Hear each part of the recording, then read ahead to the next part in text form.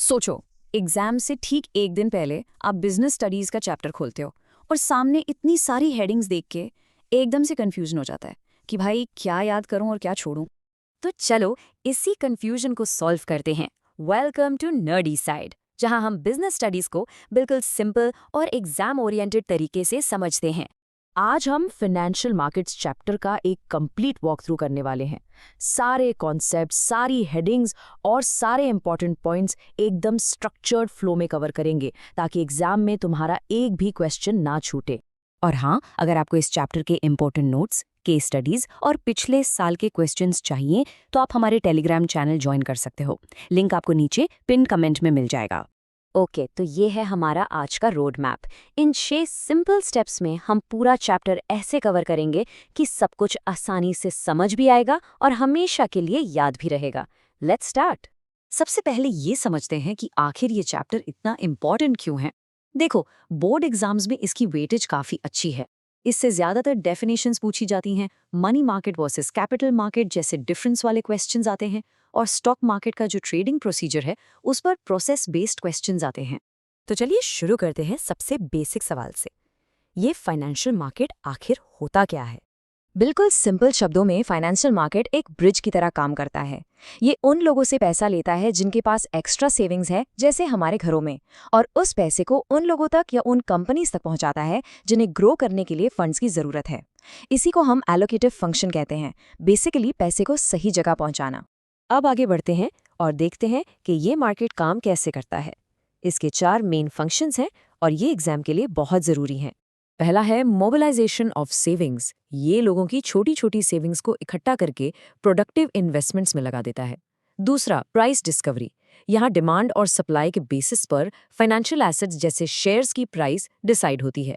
तीसरा, providing liquidity. इसका मतलब है कि आप जब चाहें अपने एसेट्स को आसानी से कैश में बदल सकते हैं। और चौथा, रिड्यूसिंग ट्रांजैक्शन कॉस्ट। क्योंकि सारी इन्फॉर्मेशन एक ही जगह अवेलेबल होती है, इसलिए इन्वेस्टर्स का टाइम, एफर्ट और पैसा तीनों बच जाता है। अब इन चारों फंक्शंस को याद रखने की एक सिंपल सी ट्रिक है। बस LPMC याद रखो। L for liquidity, P for price discovery, M for mobilisation of savings and C for cost reduction. इससे एग्जाम में हेडिंग्स भूलने का चांस ही नहीं रहेगा। ओके, आगे बढ़ते हैं। फाइनेंशियल मार्केट को 2 मेन हिस्सों में डिवाइड किया जाता है। एक है मनी मार्केट और दूसरा है कैपिटल मार्केट। एक शॉर्ट टर्म फंड्स के लिए है और दूसरा लॉन्ग टर्म फंड्स के लिए। ये टेबल एग्जाम का एक फेवरेट क्वेश्चन है, इसे बहुत ध्यान से समझना। कैपिटल मार्केट लॉन्ग टर्म के लिए होता है, यानी 1 साल से ज्यादा, जबकि मनी मार्केट शॉर्ट टर्म है, मैक्सिमम 1 साल तक।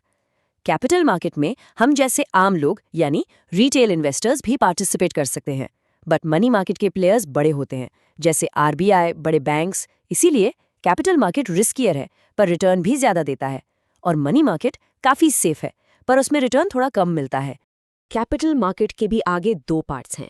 एक है प्राइमरी मार्केट, जहां कंपनी पहली बार अपनी सिक्योरिटीज जैसे शेयर्स डायरेक्टली इन्वेस्टर्स को इशू करती है। इसका बेस्ट एग्जाम्पल है IPO। और दूसरा है सेकेंडरी मार्केट, जिसे हम स्टॉक एक्सचेंज भी कहते हैं, जहां पहले से इशू की हुई सिक्योरिटीज इन्वेस्टर्स आपस में ही खरीदते और बेचते हैं। बस इतना याद रखो, प्राइमरी मार्केट का मतलब है कंपनी टू इन्वेस्टर और सेकेंडरी मार्केट का मतलब है इन्वेस्टर टू इन्वेस्टर। चलिए अब इसके प्रैक्टिकल साइड पे चलते हैं। ये शेयर्स आखिर ऑनलाइन खरीदे और बेचे कैसे जाते हैं, पूरा प्रोसेस क्या है इसका। ऑनलाइन ट्रेडिंग से पहले एक कॉन्सेप्ट समझना बहुत जरूरी है, डीमटीरियलाइजेशन, या जिसे हम डीमैट भी कहते हैं। ये वो प्रोसेस है जिसमें फिजिकल शेयर सर्टिफिकेट्स को इलेक्ट्रॉनिक फॉर्म में कन्वर्ट किया जाता है। बेसिकली जैसे आपका पैसा बैंक में सेफ रहता है, ठीक वैसे ही आपके शेयर्स एक डिपॉजिटरी के पास इलेक्ट्रॉनिकली सेफ रहते हैं। इंडिया में 2 मेन डिपॉजिटरीज हैं, NSDL और CDSL। Okay, so the process is simple. Step by step समझते हैं। पहले आप एक ब्रोकर सेलेक्ट करते हो, फिर आपको अपनी डिटेल्स देनी होती हैं, जिसमें पैन कार्ड कंपलसरी है, ये याद रखना। इसके बाद आपका डीमैट अकाउंट और बैंक अकाउंट लिंक होता है। फिर आप ऑर्डर प्लेस करते हो, ब्रोकर उस ऑर्डर को एग्जीक्यूट करता है, आपको एक कॉन्ट्रैक्ट नोट मिलता है, और T+2 सेटलमेंट के रूल से, यानी ट्रांजैक्शन वाले दिन प्लस 2 वर्किंग डेज के अंदर शेयर्स आपके डीमैट अकाउंट में आ जाते हैं। समझ आ रहा है तो हाइप कर देना, वीडियो को रीच पड़ जाती है। इस पूरे प्रोसेस में ये जो कॉन्ट्रैक्ट नोट है ना, ये बहुत इंपॉर्टेंट डॉक्यूमेंट है। ये आपके ट्रांजैक्शन का एक लीगल प्रूफ है। इसमें एक यूनिक ऑर्डर कोड होता है और अगर फ्यूचर में कोई डिस्प्यूट हो तो ये डॉक्यूमेंट ही काम आता है। 1 मार्क क्वेश्चंस में ये अक्सर पूछा जाता है। अब इतने बड़े मार्केट को जहां इतना पैसा इन्वॉल्व है, उसको कंट्रोल करने के लिए एक रेगुलेटर तो चाहिए ही, है ना? यहाँ पर रोल आता है सेबी का, the securities and exchange board of India. ये आप कह सकते हो मार्केट का वॉचडॉग है। सेबी 1988 में बना था, लेकिन उस टाइम उसके पास ज्यादा पावर्स नहीं थी।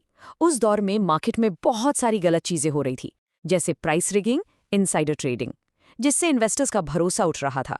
तो इन्वेस्टर्स को प्रोटेक्ट करने के लिए 1992 में सेबी को स्पेशल स्टैट्यूटरी पावर्स दी गई ताकि वो मार्केट को अकेले कंट्रोल कर सके। सभी के फंक्शंस को हम 3 कैटेगरीज में बांट सकते हैं। प्रोटेक्टिव फंक्शंस, जिसमें ये फ्रॉड और इनसाइडर ट्रेडिंग को रोकता है। डेवलपमेंटल फंक्शंस, जिसमें ये मार्केट पार्टिसिपेंट्स को ट्रेन करता है। और रेगुलेटरी फंक्शंस, जिसमें ये ब्रोकर्स का रजिस्ट्रेशन करता है और मार्केट के लिए रूल्स बनाता है। बेसिकली सेबी का काम मार्केट को फेयर, सेफ और ट्रांसपेरेंट बनाना है। अगर हेल्पफुल लग रहा है तो एक बार हाइप कर देना, बाकी लोगों तक भी पहुंच जाएगा। और सेबी के इन फंक्शंस को याद रखने के लिए भी एक सिंपल सा निमोनिक है, PDR।